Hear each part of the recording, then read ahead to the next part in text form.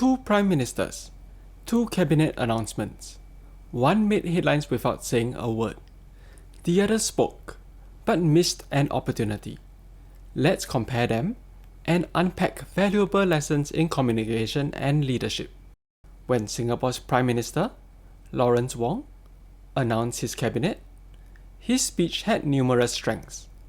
For example, he recognized pain points and appointed ministers to solve them. Chan Chun Sing will be appointed as Coordinating Minister for Public Services. This is about bringing together public services in a more accessible and integrated manner.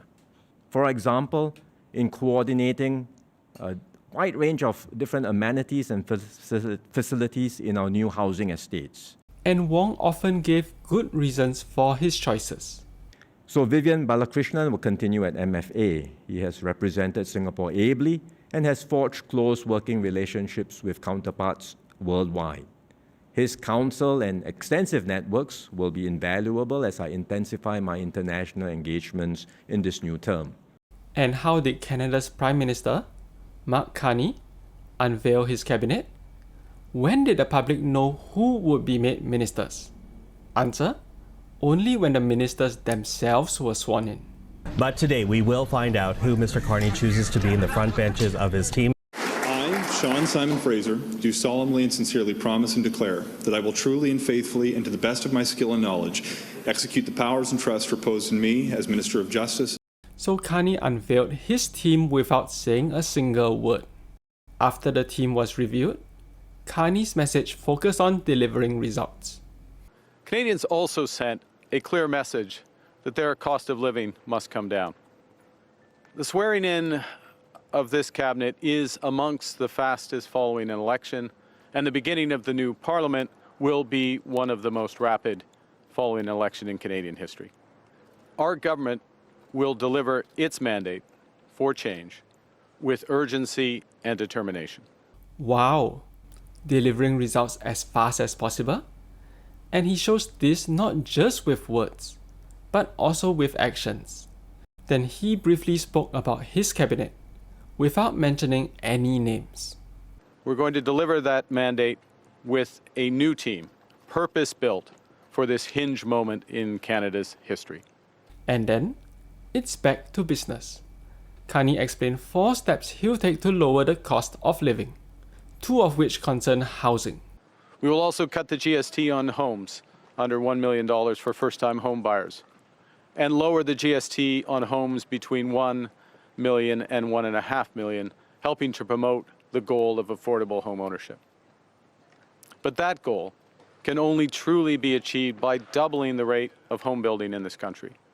So we will build homes faster at lower costs with a smaller environmental footprint in construction and greater efficiency once families move in.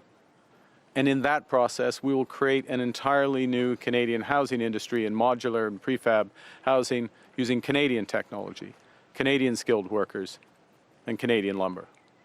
That makes me feel that he's committed to fulfilling election promises he made. Cutting GST can be done immediately, while creating a new housing industry will be Carney's signature policy, if he successfully implements it. But even if he fails, such a degree of commitment will make me feel that he tried his best. Repeating promises also serves as a good reminder to himself and his team.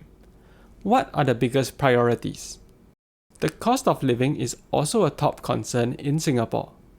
Wong could have addressed that in his speech. And how did he speak of the minister that will be in charge of housing?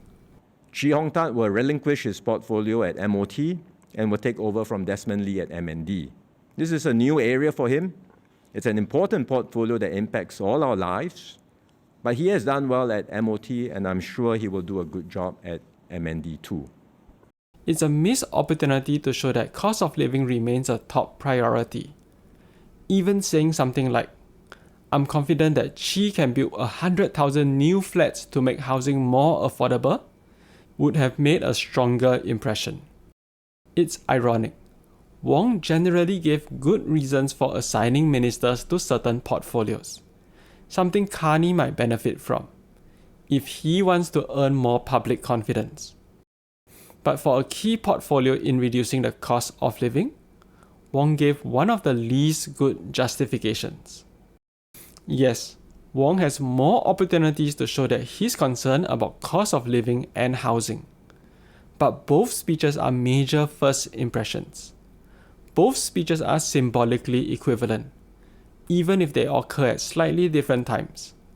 The leaders introduce themselves and set the tone for their premiership. And that's the meta lesson. When it's your turn to speak, be clear about what matters and why, especially if it's your first impression. We all lead in some way, in our families, at work, and in our communities. You don't have to be a prime minister to make your priorities visible. You just have to be thoughtful, intentional, and willing to let your values shape your message. Thanks for watching.